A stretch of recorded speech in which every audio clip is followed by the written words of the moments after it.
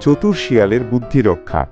How how হুয়া হুয়া আমার সোনামণিরা। এক সন্ধ্যায় গল্প শুরু করলেন গোগো। বললেন, বুদ্ধিমত্তা এই জিনিসটা খুবই দামি।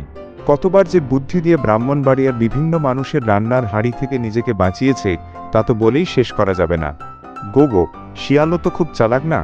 প্রশ্ন করল ছোট সিপো, যে তার ডাকনাম এমপুঙ্গুসে অর্থাৎ শিয়াল নিয়ে বেশ গর্বিত ছিল।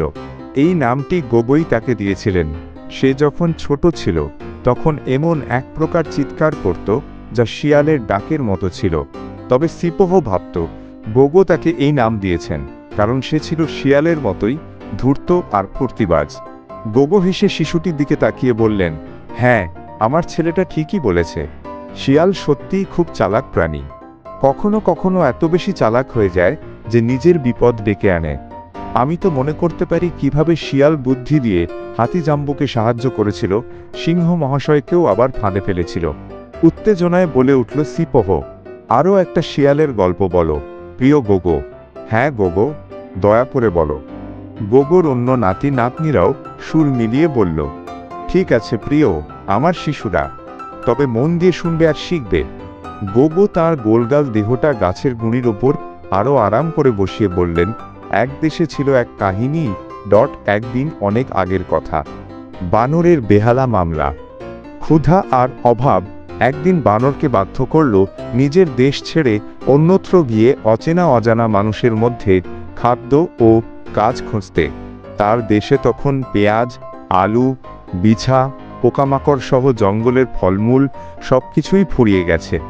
ভাগ্য ভালো যে সে একসময় আশ্রয় পেল তার এক দূর সম্পর্কের চাচা ওরাং ওটাং এর কাছে, যিনি দেশের অন্য এক প্রান্তে বাস করতেন। অনেকদিন কাজ করার পর বানরের মনে হলো সে এবার ফিরে যাবে নিজের দেশে। বিদায় নেবার সময় তার চাচা তাকে উপহার দিলেন একটি বেহালা, একটি ধনুক আর একটি তীর। বললেন, এই ধনুক তীর দিয়ে সে যা চায় তাই শিকার করতে পারবে, আর বেহালাটি বাজালে সবকিছু নাচতে বাধ্য হবে। নিজ দেশে ফিরে প্রথম যাকে দেখা পেল সে হলো ব্রা নেকড়ে। নেকড়ে বলল, সে সেই সকাল থেকে একটি হরিণের পেছনে লেগেছে, কিন্তু কিছুতেই ধরতে পারছে না। তখন বানর তাকে জানালো ধনুক তীরের গুণাগুণ এবং বলল, হরিণটা দেখাতে পারলে সে একেবারেই মাটিতে ফেলে দিতে পারবে। নেকড়ে যখন হরিণ দেখালো, বানর ধনুক তাক করল, তীর ছুঁড়ল আর হরিণটা পড়েই গেল। তারা দুজন মিলে ভালো একটা খাবার খেল। কিন্তু নেকড়ে কৃতজ্ঞ হওয়ার বদলে হিংসায় আক্রান্ত হয়ে উঠল এবং ধনুক তীরটা চাইল। বানর দিতে রাজি না হওয়ায় নেকড়ে তাকে ভয় দেখাতে লাগলো বিভিন্নভাবে, নিজের শারীরিক শক্তির কথা বলে। ঠিক তখনই হাজির হলো শিয়াল। নেকড়ে তাকে বলল, বানর তার ধনুক তীর চুরি করেছে।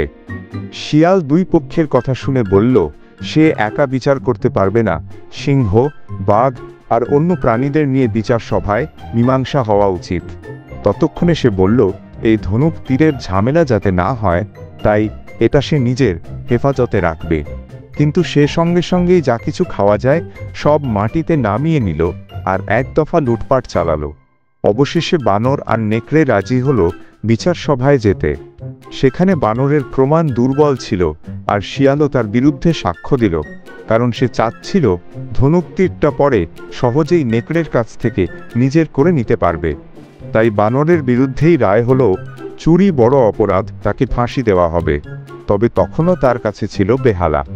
আদালতের অনুরোধে সে বেহালাটি শেষবারের মতো বাজানোর সুযোগ পেল। সে ছিল তখনকার সময়ের এক অসাধারণ বেহালা বাদক। তার সেই জাদুকরী বেহালা যখন মোর গডাকা সুরে প্রথম টান তোলে, তখনই আদালতের সবাই যেন উদ্দাম নাচে মেতে উঠল। এক সময় সুর আরও দ্রুত হতে লাগল এবং সব প্রাণী নাচতে লাগলো ঘূর্ণির মতো। কেউ কেউ ক্লান্ত হয়ে পড়ল, তবুও পা থামল না কারো। আর বানর তখন চোখ আধবোজা করে বেহালার সঙ্গে মাথা ঠেকিয়ে পা দিয়ে তালে তালে তাল বাজিয়ে চলল। সবচেয়ে আগে নেকড়ে কাতরস্বরে চিৎকার করে বলল, থামো প্রিয় বানর ভাই, দয়া করে থামো। কিন্তু বানর শুনল না। মোরগ ডাকা সুর বাজতেই থাকল। এক সময় সিংহ ক্লান্ত হয়ে পড়ল। নিজের সিংহী স্ত্রীর সঙ্গে আর একবার নাচতে নাচতে সে গর্জে উঠল, তুমি থামলে আমার রাজ্যটুকু পর্যন্ত দিয়ে দেব। আমি রাজ্য চাই না, বলল বানর, তবে রায় বাতিল করো ধনুক তীর ফিরিয়ে দাও, আর তুমি নেকড়ে স্বীকার করো তুমি চুরি করেছিলে। আমি স্বীকার করছি, স্বীকার করছি, চিৎকার করে উঠল নেকড়ে। সঙ্গে সঙ্গে সিংহও বলল, রায় প্রত্যাহার করা হলো। বানর তখন মোরগ ডাকা সুরে আর কয়েকবার টান দিল, ধনুক তীর কাঁধে ঝুলিয়ে কাছের উঁচু কাঁটা গাছের ডালে উঠে বসল। আর আদালত ও অন্য প্রাণীরা এতটাই ভয় পেয়ে গেল যে আবার যদি সে বেহালা বাজায় তখন অবস্থা আর খারাপ হতে পারে, এই ভয়ে তারা সবাই ছুটে পালিয়ে গেল যে যার পথে। ভিডিওটি ভালো লাগলে এডুকেশন বাংলা চ্যানেলটি সাবস্ক্রাইব করুন। নিয়মিত ভিডিও পেতে বেল বাটনটি ক্লিক করুন।